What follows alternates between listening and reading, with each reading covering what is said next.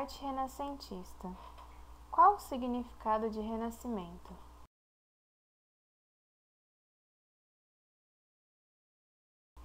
O significado de renascimento ou renascença é o nome dado ao movimento de reforma artística, literária e científica.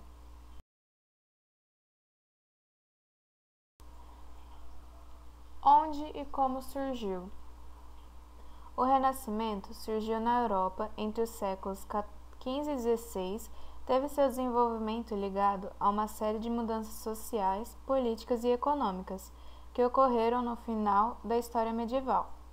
Após a queda de Constantinopla, os antigos bizantinos se instalaram na Itália, onde desenvolveram a cultura clássica. Durante os séculos XIV e XV, houve o renascimento urbano na Europa, onde surgiram novas cidades que foram povoadas por nobres, artistas, artesãos, trabalhadores de diversas áreas e pela nova classe social, a burguesia. E com isso também teve o comércio, o início do comércio. E os burgueses, eles tinham um movimento chamado mecenato, que era muito importante para a arte, pois eram os mecenas que financiavam as artes. E com isso, os mecenas eles pediam aos artistas que transmitissem o valorizamento do antropocentrismo nas obras. Características do Renascimento: antropocentrismo, individualismo, classicismo, naturalismo, curiosidade científica e espírito crítico. Antropocentrismo. O antropocentrismo foi uma das características mais marcantes do Renascimento, pois ela colocava o homem como o centro do universo e a mais perfeita obra de criação da natureza. Dessa forma, surge um homem racional, crítico e questionador da sua própria realidade, logo, responsável pelos seus pensamentos e atitudes no mundo, rompendo os paradigmas da era medieval. Individualismo. Das características do Renascimento, o individualismo é a que coloca o homem em posição central, pois a teoria está relacionada com o conhecimento íntimo do ser humano, que sabe reconhecer a sua própria personalidade, talentos e busca satisfazer as próprias ambições, com base no princípio de que o direito individual está acima do direito coletivo.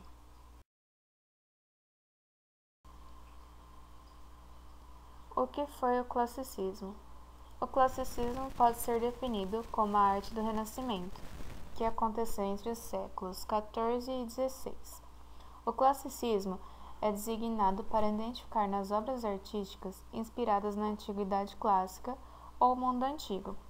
No contexto histórico, a arte clássica foi conduzida pela enorme confiança no ser humano, ou seja, o centro de todas as atenções e seguranças é a figura do homem.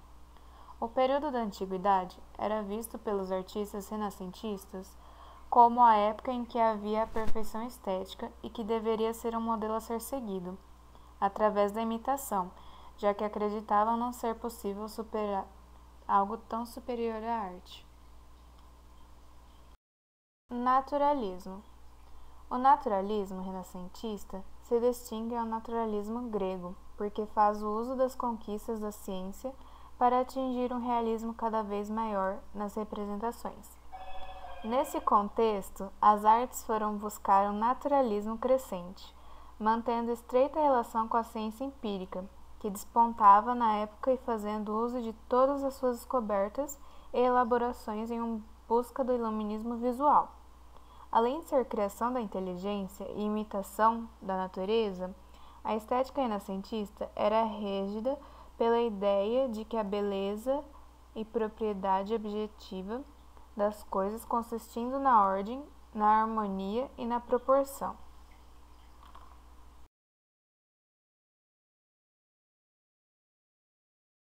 Espírito crítico ou racionalismo.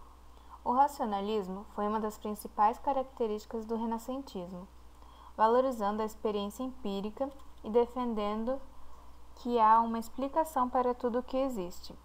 O racionalismo desprezava as explicações vindas da Igreja católica ou de outras fontes que não fossem científicos. Desse modo, o racionalismo possibilitou a expansão científica ao defender que a razão é o único caminho para se chegar ao conhecimento. Desenvolvimento da ciência. Entre as características do Renascimento, essa é reconhecida por colocar a ciência em posição de superioridade com as demais formas de compreensão humana, que são religião, metafísica, filosófica, entre outras. No entanto, a pretensão dos defensores do cientificismo não é colocar a teoria como doutrina, que defende a aplicação da ciência em todos os níveis, mas sim desenvolver uma percepção de que ela é a melhor opção para desvendar o mundo e descobrir inovações tecnológicas. Nesse período, muitas descobertas científicas se destacaram, sobretudo os autores Nicolau Copérnico, Galileu Galilei, René Descartes, Leonardo da Vinci e Isaac Newton, entre outros.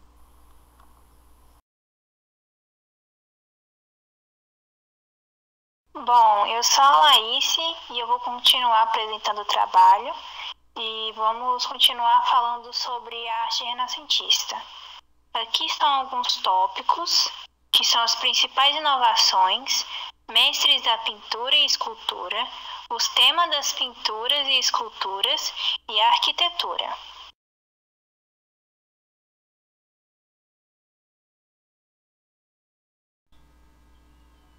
Agora a gente vai falar sobre as principais inovações, que é a pintura a óleo, temas não religiosos, perspectiva e esfumato.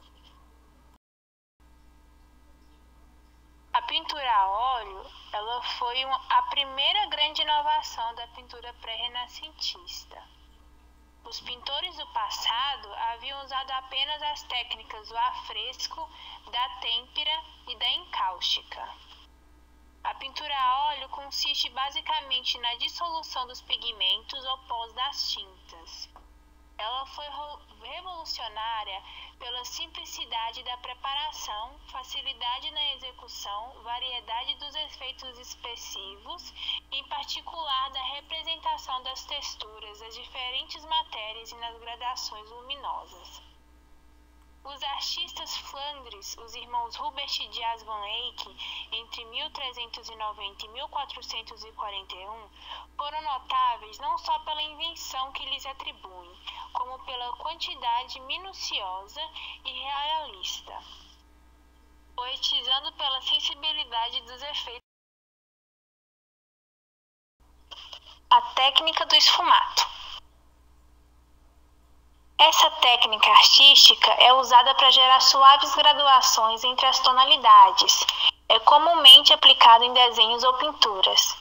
Ela foi desenvolvida por Leonardo da Vinci, em que ele conseguia reproduzir com fidelidade a textura da pele humana, através de uma série de camadas de tinta que davam um efeito de esfumaçado.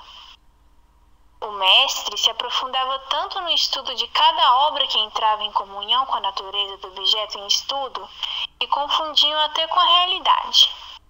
Leonardo da Vinci descreveu o esfumato como sem linha ou fronteiras, na forma de fumaça ou para além do plano de foco.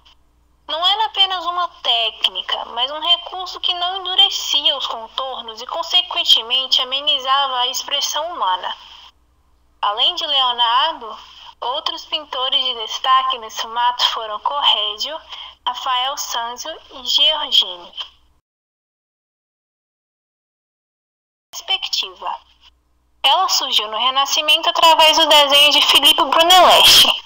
Produzia a ilusão da realidade ao mostrar os objetos no espaço em suas posições e tamanhos corretos. Passou de uma observação da natureza a um verdadeiro código de visualidade da representação espacial. Aqui agora nós temos as características das pinturas, o naturalismo, o racionalismo, o equilíbrio, a aplicação da lei da perspectiva e a presença de elementos arquitetônicos. vamos falar sobre alguns mestres da pintura e escultura, como Van Eyck, Leonardo da Vinci, Sandro Botticelli, Rafael e Miguel Buonarroti. Neste quadro aí é um exemplo sobre o esfumado, a Virgem Benóis, feita por Leonardo da Vinci. Agora vamos para o slide de Rafael, o casamento da Virgem.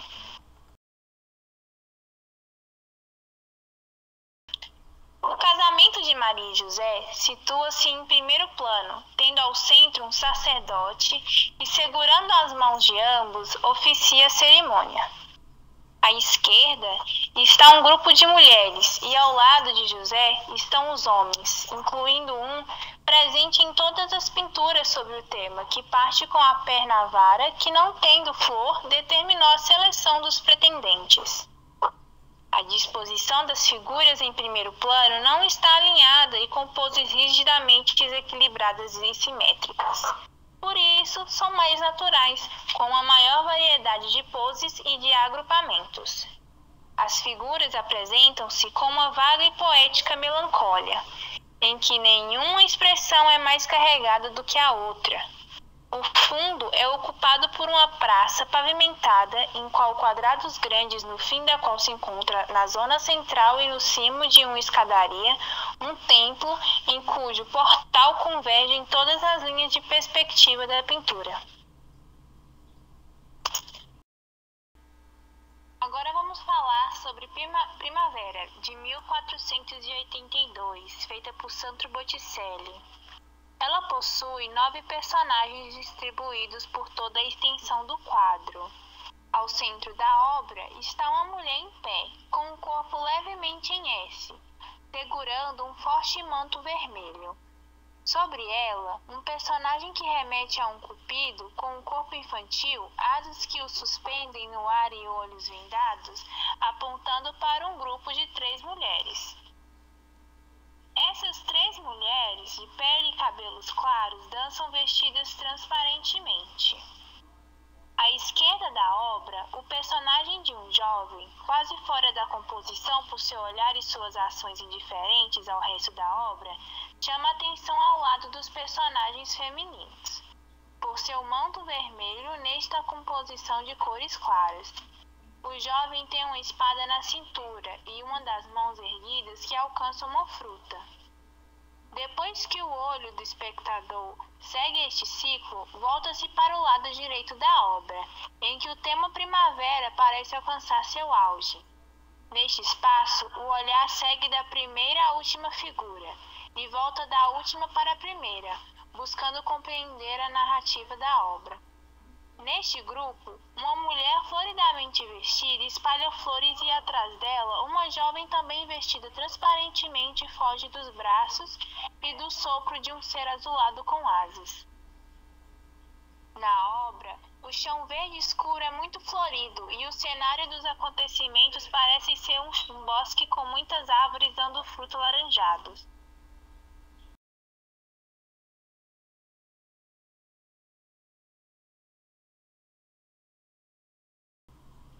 Vamos agora para o teto da Capela Sistina, feita por Michelangelo.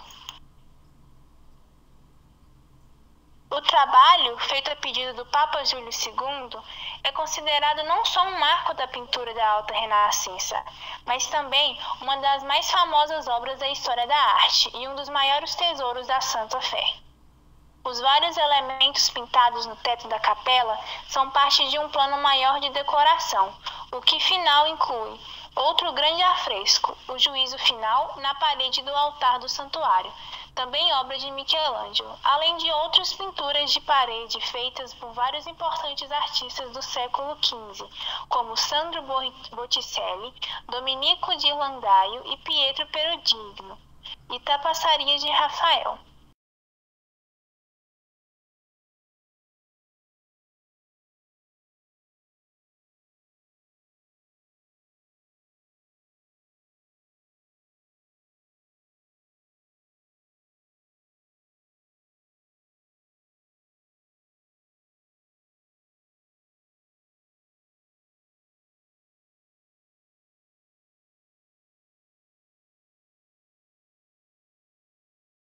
Agora eu vou falar um pouco sobre as características da escultura. Nela temos o realismo ou naturalismo, o dinamismo e a expressividade. No próximo slide, veremos a escultura equestre de Bartolomeu Colleoni, de 1481, realizada em bronze por Virotio. Executado por Andrea del Virotio em 1480 até 1488, retratando o condottiero Bartolomeu Colleoni, que serviu por muito tempo sobre a República de Veneza, tem uma altura de 395 centímetros sem o pedestral. É o segundo maior estátua equestre do Renascimento italiano, após Donatello de estátua equestre de Gottamilata. O destaque que dou para essa escultura é que ela foi feita a pedido do capitão-general após sua morte, que em troca dessa criação, ele dividisse seus bens para a República. Mas a República diz que anunciou e aceitaria o legado. Mas que como as estátuas não eram permitidas na praça, a estátua seria colocada em um espaço aberto em frente à escola de São Marco. Agora vamos para Pietà Michelangelo. Em 21 de setembro de 1498, o cardeal francês Jean Villers de La Graulas encomendou Michelangelo uma imagem da Virgem para a Capela dos Reis da França, para a antiga Basílica de São Pedro. Juntando capacidades criadoras geniais a uma técnica perfeita, o artista toscano criou então a sua mais acabada e famosa escultura, a Pietà. O tema vem da Europa do Norte, a dor de Maria sobre o corpo morto do filho. Trata-se de um trabalho de admirável perfeição, organizando segundo um esquema em que forma uma pirâmide, um formato muito utilizado pelos pintores e escultores renascentistas. O autor imaginou a juventude de Maria, objeções que erguem contra ele seus críticos, como sua expressão de sua pureza incorruptível. Michelangelo tinha 23 anos. Em função da pouca idade, muitos não acreditaram que fosse o autor. Assim, por isso, teria escrito o nome da faixa que atravessa o peito de Maria. Agora vamos para os temas da pintura e escultura. O homem, enquanto ser humano e indivíduo, figuras mitológicas, o nascimento de Vênus, primavera, Júpiter, temas religiosos, Nossa Senhora, Menino Jesus, santos, a criação e etc. Na arquitetura, os principais arquitetos são Brunelleschi, Michelangelo e Rafael Sanzio.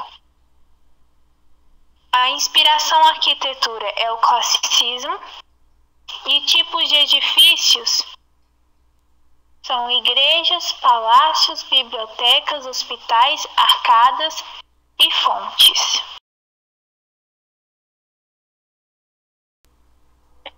Outras características são a horizontalidade.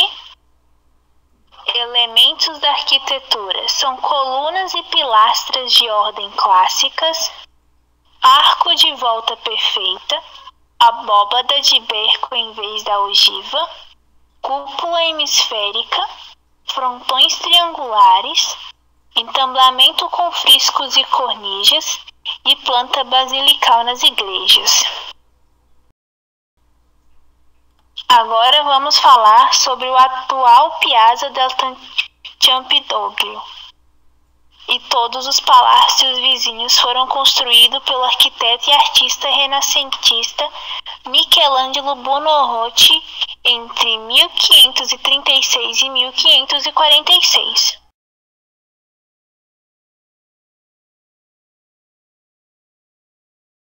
De San Pietro in Montorio. E agora a conclusão. Podemos concluir que o renascimento artístico esteve inspirado na antiguidade clássica, ou seja, nas artes greco-romanas, que haviam sido esquecidas durante séculos. A grande contribuição da arte renascentista foi a descoberta da perspectiva e da profundidade. Também podemos concluir que o renascimento artístico incluiu a evolução da pintura, escultura, arquitetura e literatura, valorizando aspectos humanos e da natureza. A bibliografia. E é isso.